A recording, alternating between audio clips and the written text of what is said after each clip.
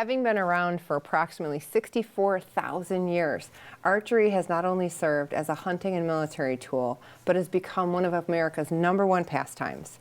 Through the years, archery has morphed into an Olympic sport while also maintaining its old school charm and quaint fan base. Whether you're looking for competition or a fun time out, you can even bring your friends. Archery might be the right choice for you. Welcome to Celebrate Michigan, the show produced on the campus of Madonna University. I'm Chris Benson. Today's guest is an archery club owner and coach here, and he's going to tell us about the fabulous sport and maybe even encourage all of us to give it a try. I think I'm giving it a try. Welcome Brandon Wright from Rising Phoenix Archery to the show. Brandon, you're here. Yes, thanks for having me. And you brought some really cool things with you, too. Got some toys. Awesome, awesome. Well, you obviously it says coach. I saw it said coach on the back of your shirt. Yeah. I'm sure you didn't start out that way. How did you start? So my archery story is kind of interesting. So in 2008, my son and my daughter got bows for Christmas from their grandfather. So he didn't tell us about it. We weren't even living in Michigan at the time. We were just back here visiting for the holidays. Don't you love those grandparents who just bring gifts and don't tell you about it? Well, especially when they're cool gifts like this. So I was so excited about them getting it that I'm trying to help them because my son's 5 at the time. He couldn't even pull his bow back. Gosh. So it took us about 35 days or so before he could finally start to shoot. And then we joined a bunch of clubs out in California. And that club experience really set the stage for me figuring out how I wanted Rising Phoenix to be in the future, because I didn't like the model. Like the model that a lot of clubs used was everyone just kind of gathers, and the social's nice, but there was no education. I was trying to figure out how to get better. I was trying to figure out how to teach my son to get better, and that didn't happen there. So in 2011, my father was diagnosed with cancer, and we had to come back, right? You can't buy time. So on the journey from California to Michigan, we stopped in Colorado, got my coach certification, because I figure if I'm going to be over here alone, I might as well figure out how to help my son. My son was very, very proficient. He made the junior national team by 15 years old. He has moved on to being an All-American lacrosse player, but someday he might come back and play some archery with me. So. Wow. So who taught you? No one. Okay. And that's what joining those clubs was I felt like the flaw in that process is because it was a lot of get together, and maybe every once in a while somebody will give you a tidbit, but nobody was really ever explaining the why of everything that needed to be done. So archery is simple and complex at the same time. There's a lot of fine details to the process. And so my journey started with that coach certification in Colorado. And there's probably not been a day that goes by where I'm not trying to absorb some new piece of content. So it's gone from just understanding the basics to where I've delved into information on nutrition for athletes, mental management and mental strength and fortitude on how to handle pressure under extreme circumstances. And so it's really helped make our program more diverse that way. So tell me where you're located. I know, and then we'll talk a little bit about the business. Yeah, so we're in Troy, Michigan, which is weird because it's not a rural area, right? A lot of people would think this would happen somewhere else, but it's in a city. We have a 10,000 square foot facility on Rochester Road. 10,000 square feet? 10,000 square feet, and so we can host about 70 people at one time for a tournament. And then we have 2 separate ranges, so it allows us to really offer a lot of different programming throughout the week. And can I go there if I'm just an enthusiast and absolutely. Excited? So during the week, we list ourselves as private, just because we have so much going on that if someone were to come in, it would almost seem rude that we just don't have the ability to talk to them. We've got 12 students or 16 students in front of us, and that's who our attention should be focused on. But on the weekends, on Saturdays, we have open range from 12 to 9, and on Sundays, 2 to 6. It's $12. You'll come in. We're going to lend you equipment. You don't have to rent it. Oh, we're very going to give you a affordable. target. We're going to give you an orientation so that way you don't hurt yourself and others. And then you kind of get to play, and there's that coach is just always present. So if you have questions, you can ask them as you go. How popular is archery right now? Archery is currently on the rise. So ever since COVID, people were looking for activities to do a little bit more isolated, and archery tends to have a little bit more isolation to it. There is a team component to it, but it's more of individualized. So we have seen dramatic growth over the last couple of years, even at competing at the national level. So it's not even just getting involved locally, but people are now like trying to make the U.S. team, and we've had more people try to make the U.S. team than ever before. Wow. And of course, with the Olympics just happening recently, I'm sure there's a It lot of always creates an extra Yeah. surge. We need another Hunger Games movie. Like all of that well, stuff helps. I love that, Yeah. you know, because again, and I saw in a previous interview you mentioned that, the movie Brave, that Yeah. it really, or the cartoon, I should say, Yeah. Brave, really brought the idea that archery can be a woman's place too, Right, I and would- not just Hawkeye, you know, like from the Marvel movies. Well, if the you new will. Hawkeye is going to be a girl. Yeah. Oh, I didn't hear that. Yes, and the oh, Hawkeye is I going to love be the it. girl. So when as Good. they're transitioning to the new Avengers, Nice. I think it's Haley Steinfeld. Nice, nice. I'm not a big movie person, but that's Yeah. that's who I believe it is. But ever since like the Hunger Games and Brave, I've gone from maybe having 10% of the students be female to it's over 50% now. Wow. So What do you see that the sport of archery does for your students? Like, how do they come out different on the other side after the experience? So, I guess to kind of steal almost from like the Ted Lasso, if you've ever seen that TV show. I am a fan. Right? It's more about how do we create better individuals. So the sport is great, but can we help them overcome difficulties of failure? Like how do they handle those scenarios? How do they deal with pressure? How do they build their own self-image and learn that failure is like really part of that process? Because you're going to fail a million arrows before like that arrow first time feels like so perfect and effortless that you're like, wow, that's so easy. And so I think those skills, and then we really focus on like positive self-talk. Like any student that like is negative, like it's now the culture of Rising Phoenix where if you're negative, another student will kind of call you out on it and say, hey, no, we don't talk like that. Like we're going to build ourselves up. We're never going to like beat ourselves up. Yeah. So Yeah, and that's so much a part of where we are in the world today is people with that negative self-talk. They may Right. not even realize it. So how wonderful that we're gonna you're gonna help me not have that in the third segment. when no, I'm you're going to be trying- all right. successful, Okay. right? Everything we have to speak, we speak what we want to do. Fantastic. I love this. I love it. Yeah. Well, we're going to take a quick break, but when we come back, we're going to hear more about Rising Phoenix Archery, and we're going to hear a little bit more about these things you're seeing in front of us. So stay tuned.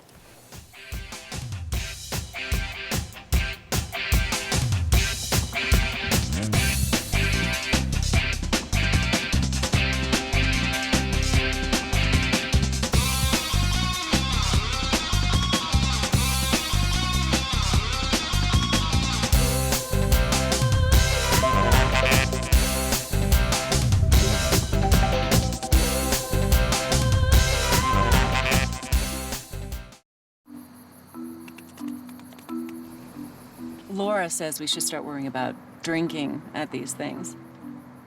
You're only 12. I know. I'm just glad you know better, sweetheart. You're too smart for that, right, honey? Real kids are curious about alcohol. 40% try it by the 8th grade. Talk early, talk often, get others involved.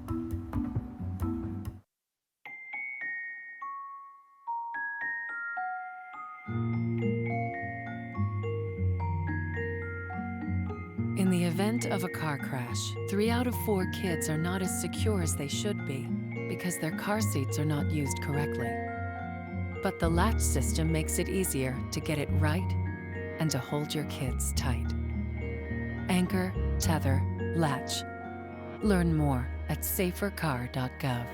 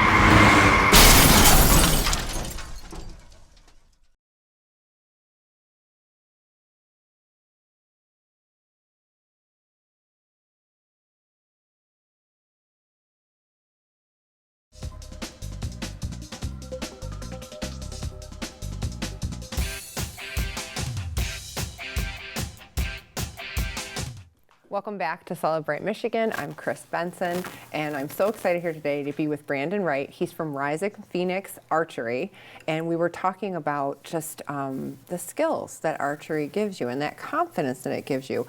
What would you say is the ideal age for someone to take this up?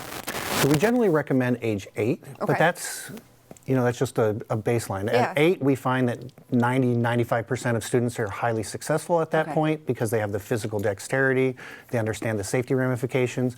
But my son started at 5, so don't limit that. Look at the individual and see what they can possibly do. And and when I say that too, like even physical disabilities aren't a limitation. So if you didn't watch the Paralympics, this year's gold medal in archery is won by an archer with no arms. Oh, wow. Right? So Yeah. sometimes we put things in a box that don't need to be in a box. There's a way to find a way for someone to be able to get involved. And we as humans assume, well, I can't do that Right. because of XYZ reason, right? Right. And what I hear you saying is you probably can do it. You It's can. just figuring out how. Yeah. Awesome. Well, I know you've brought some cool things here we're going to talk about, but you also have some pictures that you're going to talk to us about Okay. that show us like things in action. So let's All take right. a look at those and tell us what we're seeing here as they come up. Ooh, look at that. Looks like fun. All right, so this is one of our training groups. So this is our competitive advantage program, which is kind of like an archery travel team. Cool. So this group of students will go around to national and state level competitions. So they train together, they travel together, they feed off of each other. So kind of iron sharpens iron, Yeah. right? So Yeah. you're in this competitive environment, and it just helps. We've seen the level of growth faster when like-minded people are put together. Oh, neat. Again, good confidence builder for kids that age too. Oh, look at that. All right, so here we're working with Isabel, who's now like a senior in high school. Aw. And the gal right behind her is a freshman in college. That's a little bit there. And so this is explaining like what we're trying to do and learn in the process. So if I broke archery down into what it takes to shoot one arrow, I've broken it down into 115 steps. Oh, wow.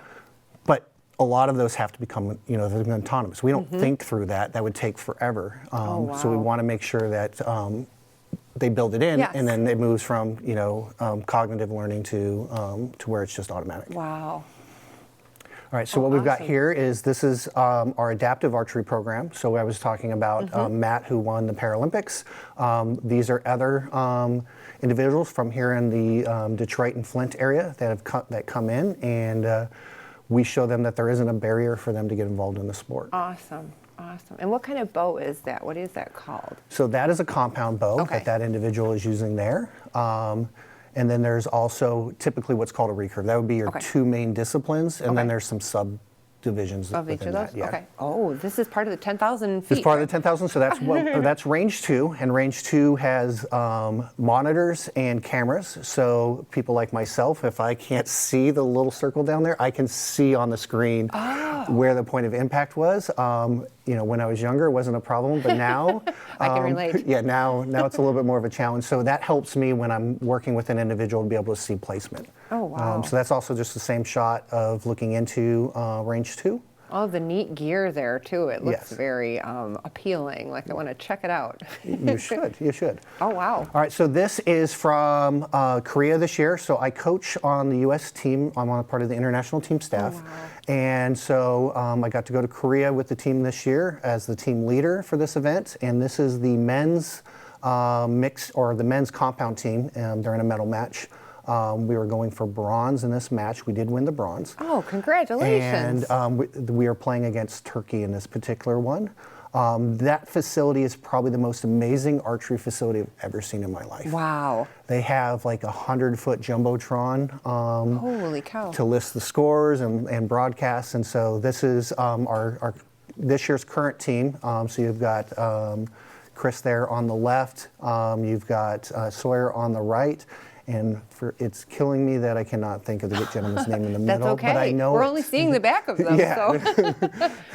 Gosh, that just, again, how much strength is required to do this sport? And see, here's the cool part.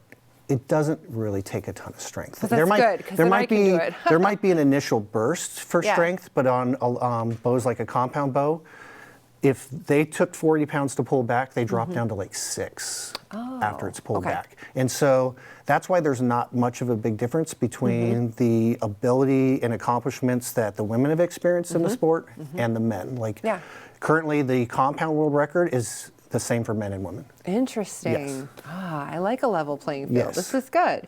So do you typically have people start on this bow as opposed to the one in front of the So we would either desk have them here? start on this or a training version of that bow. Okay. Something that goes much, much lower than what mine is. We want it to be simple. We want you to be able to learn the process. And if the resistance is too high, you're going to struggle. And the body position, or what we call form, is paramount to success. So we will oftentimes start off with an individual just kind of learning off their body. Then maybe we'll move them to some exercise bands to generate a little bit more resistance, and then move them into a bow. And then once they're in a bow, then they'll start moving up in resistance on that bow. So like this bow I think is very light at like 16 pounds. Male Olympics are about 50. Oh, wow. So a big difference. Well, yeah, Yeah, but you would expect but you grow it, into right? it, you Yes, know? yes. So you gradually go up. Right. It kind of makes me think of bowling, where it gets a little bit heavier all the Well, time. I'm still on the stage in bowling where they have the little things on the side, so I have not graduated past Okay, those. good to know Yeah. at least. Well, and I know in the next segment, I'm actually going to get to try this out. So Yes. you have confidence in me. Oh, absolutely, yeah. Okay, if you're coaching these world-renowned teams, I think I'm going to be okay. I'm Yeah. in good hands. So you don't want to go anywhere, because when we come back, you're going to see me do my thing with this recurve bow here, right? Yes. Okay, excellent. Stay tuned. We'll be right back.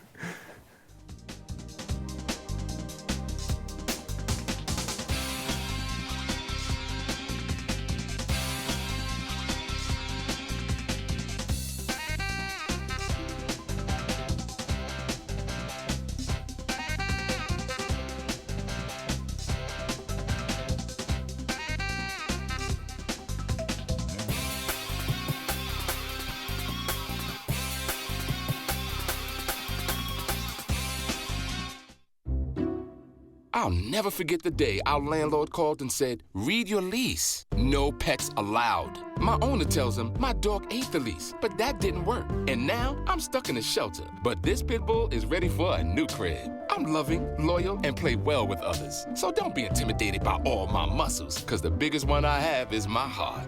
That's right, I said it.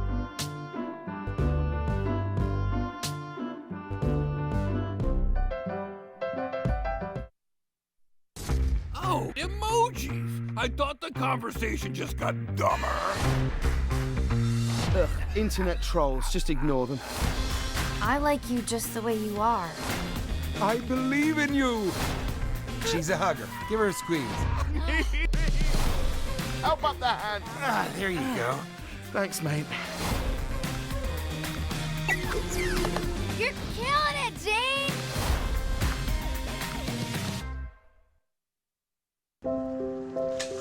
I want to eat apples and bananas. I need to eat apples and bananas. Why can't I eat apples and bananas? Support the Feeding America nationwide network of food banks to help provide meals to those in need. Join us at feedingamerica.org. Nice.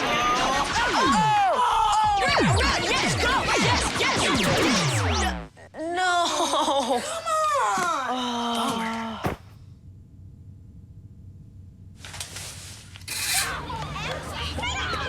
Oops. Yeah, sure. Let's go. Moms everywhere are finding ways to keep kids active and healthy. Works every time. Get ideas, get involved, get going at letsmove.gov.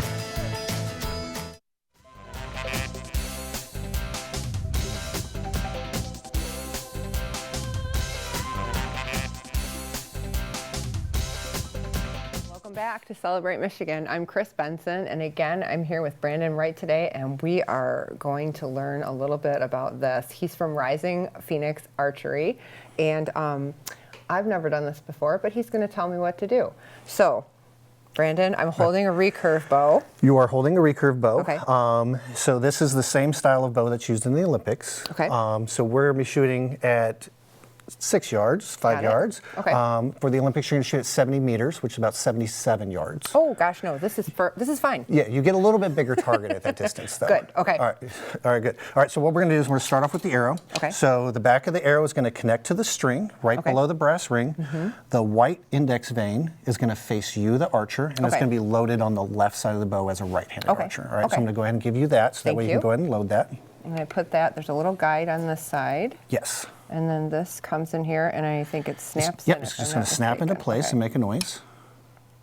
Should make a little bit of there a we click. go. Is it Got on? it. Okay, got good. It. Yes. Excellent. Yes. So we want it snug to the brass ring. Okay. And then what we're going to do is we're going to set what's called our hook in archery. Okay. And that is the hand that pulls the string back. So you're right-handed, you're going to pull back with your right. Okay. 3 fingers, 1 above, 2 below. Yep. Go ahead and press that arm out, and then we're going to touch our face for right now. This is called your anchor point. Okay. And with this distance, let's go ahead and aim a little lower on the target. Okay. And then go ahead and relax your fingers and let the string come out. All right, good. Okay. Not bad, right? Not bad, Nobody dies, right? We're all good. Great, The stress is off. So let's go ahead and let's do it again. Okay. And what we want to try and do is be repeatable as possible. So in order for archery to work, to hit the same spot every single time, we almost have to become mechanical or robotic in that sense. Okay. But we can't be robotic that we don't pay attention to what we're noticing. Okay, got it. So when you touch your face, touching your face in the same spot creates the same amount of power. So we want to just keep duplicating that and duplicating that as much as you can. Okay. All right, so let's go ahead and do the second one. In the hand placement there, you said. Yep, set the 1 finger above, 2 below. 2 below. Excellent. Okay. Okay, and so you hit a little bit high into the left, so we're going to aim this time a little lower into the right to offset that. And we're going to send it and we're ready. All right, so we hit a little bit higher. Okay. So if you hit a little bit higher, that means that you probably pulled back a little bit further. Okay. Yep. And there's a lot of different anchors that you can use. This is the best one for this particular distance. Okay. If you were going to be trying to shoot for the Olympics, your hand would actually go all the way down underneath your jaw. Okay, I will not be shooting for the Olympics, but I appreciate the confidence that you're instilling in me right now. Okay. I believe Gina Davis made it as an alternate in '84. So really? Yeah. So like, don't put yourself in a box. Don't count myself out yet. We talked about the boxes earlier. All right. All right. All right, so come up on it. Yep. And look right down that arrow. Okay. And then go ahead and send it. Oh, a little high still. Okay. Not bad. Okay. Everything's on the paper, right? So it's high success. I appreciate the at least you got positive. points. See, and the positive talk, right? Yeah, absolutely. How does that work in the actual event? Like so of course the bullseye would be the highest point count, but as you go out, So as you move from the outside in, right, the white rings are 1 and 2, black is 3 and 4, blue is 5 and 6, right? We see how this is going. And then in the yellow, there's actually 3 rings. Okay. The third ring, the smallest one in the center is not an 11. 10 is the highest score. Okay. But we keep track of how many of those you've hit in a round. Because if 2 archers finish with the same score, the archer that has more of those, what we call X's, that's the tiebreaker. Interesting. So that's how the archer will get the win.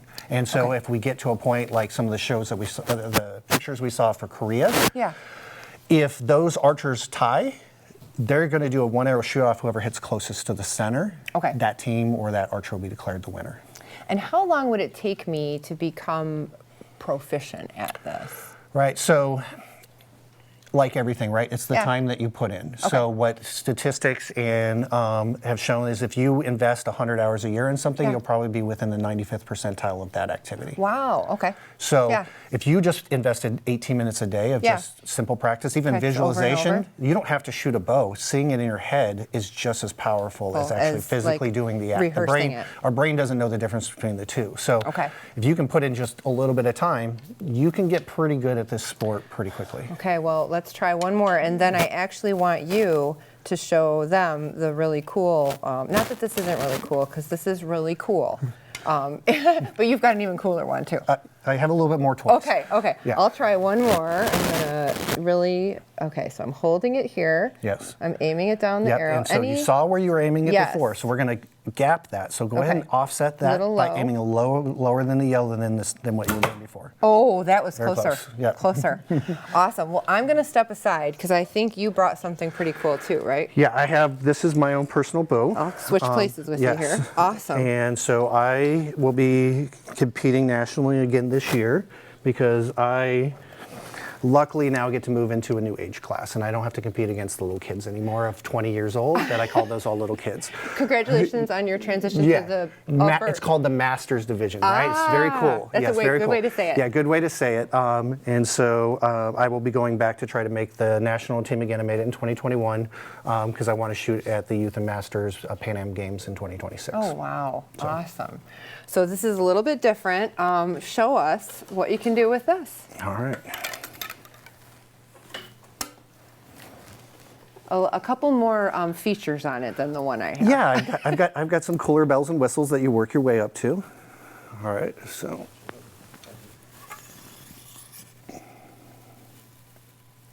I'm holding my breath.